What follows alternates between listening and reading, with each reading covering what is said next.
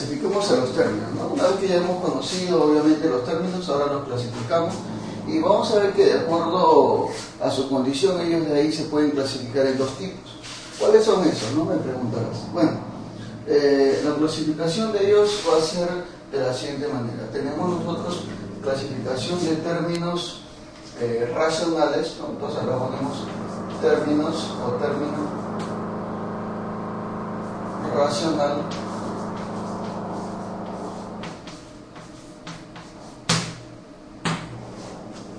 Muy bien, entonces esto me preguntarán, ¿no, profesor? ¿Cuándo se dice que es un término racional? Simplemente cuando los exponentes de todos sus variables son números enteros. En ese caso llamaremos término racional. Y tenemos el término irracional.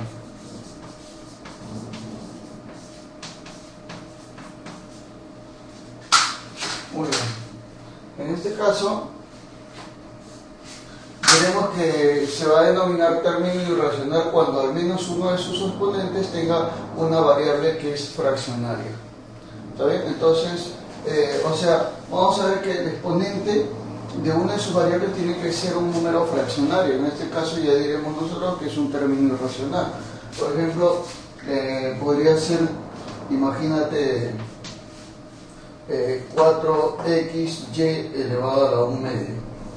Entonces, si uno de los exponentes de la variable es fraccionario, entonces se trata de un término irracional, ¿no? O sea, también puede ser, imagínate, menos 2x a la 2 tercios y al cuadrado z, por ejemplo, ¿no? Entonces estamos viendo que x tiene fracción, entonces es un término irracional.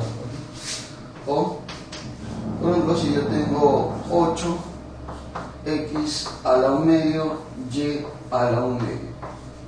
Igual, de la misma manera, ¿no? Tal y como puedes observar, obviamente se trata de un término irracional porque tiene las variables con exponentes fraccionados. Claro, entonces en general así tiene que ser, ¿no? Imagínate, 5x al cuadrado y z a la 1 medio. Imagínate, o sea, puede tener varias variables, pero basta que una variable tenga un exponente fraccionario para que se diga que todo eso de ahí es un término irracional.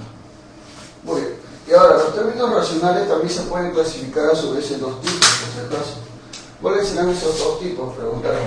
Tenemos entonces el término racional entero,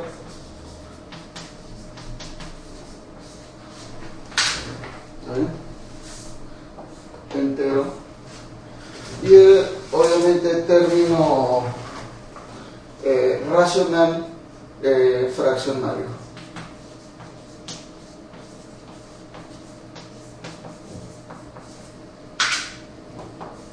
Así es. Se dice que es un término racional entero cuando todos los exponentes de sus variables son enteros positivos. Claro, entonces vamos a ver eso.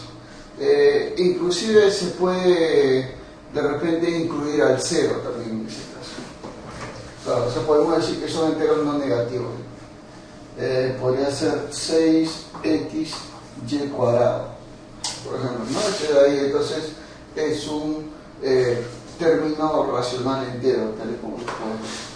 Pero tenemos el término racional fraccionario cuando al menos uno de sus exponentes o variables es un entero negativo. Claro, por ejemplo, podemos tener nosotros menos 5